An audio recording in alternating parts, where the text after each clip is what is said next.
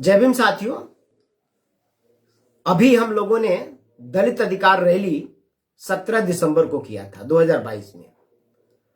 ये जो रैली थी ये बहुत सफल रैली हुई और इस रैली में जो मुख्य मुद्दा था, मुख्य जो हमारी मांग थी, वो उत्तर प्रदेश के दलित पिछड़े जो भूमिहीन समाज के लोग हैं, जो गरीब लोग हैं, उस हर परिवार जो भूमिहीन है उनको एक एक एकड़ जमीन दिलाने की हमारी डिमांड है।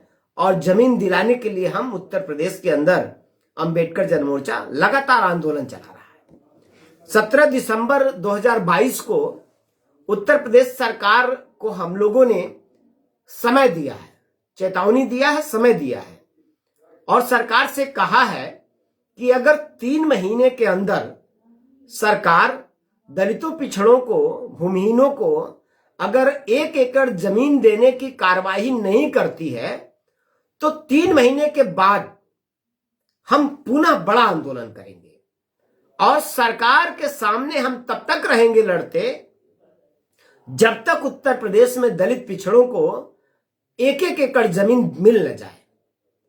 ये सरकार न सोचे कि हम एक रैली करके चुप हो गए हैं। हम लड़ेंगे और तब तक लड़ेंगे जब तक दलित और पिछड़े समाज के लोगों को 1-1 एकड़ जमीन न मिल जाए। अब सरकार जो दलित अधिकार रैली है उसको देख करके घबराई हुई है और सरकार अभी उजुल फुजुल हरकत भी कर रही है। वो स्वयं हमारे ऊपर और हमारे कुछ पदाधिकारी जो हमारे शीर्ष नेतृत्व है उनके ऊपर सरकार कई तरह का इनलीगल कार्रवाई भी करने की कोशिश कर रही है, डराने की भी कोशिश कर रही है। पर सरकार सुन ले, हम सरकार के किसी भी कुकृत्य का जवाब देने के लिए तैयार हैं और सरकार के किसी भी उत्पीड़न का सामना करने के लिए तैयार हैं और किसी भी सूरत में ये लड़ाई हमारी जारी रहेगी।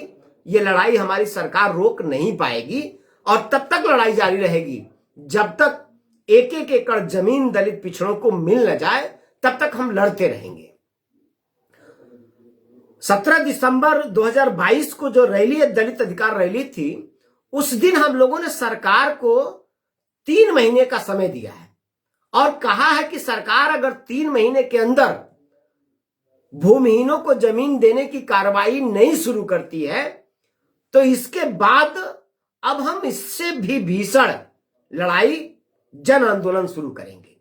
17 दिसंबर तो एक झांकी है, एक झलक है आंदोलन का, लेकिन अब इसके बाद जब हम आंदोलन करेंगे तो सरकार उस आंदोलन के सामने झुक जाएगी। सरकार को झुकना ही पड़ेगा और सरकार उस आंदोलन का सामना नहीं कर पाएगी।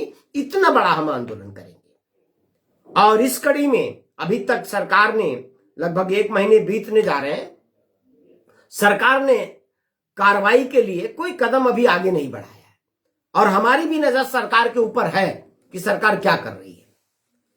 इस कड़ी में हम सरकार को स्पष्ट ये अल्टीमेटम दे रहे हैं कि मत समझना कि हम चुप हैं, हम सिर्फ देख रहे हैं, हम नजर लगाए हुए हैं।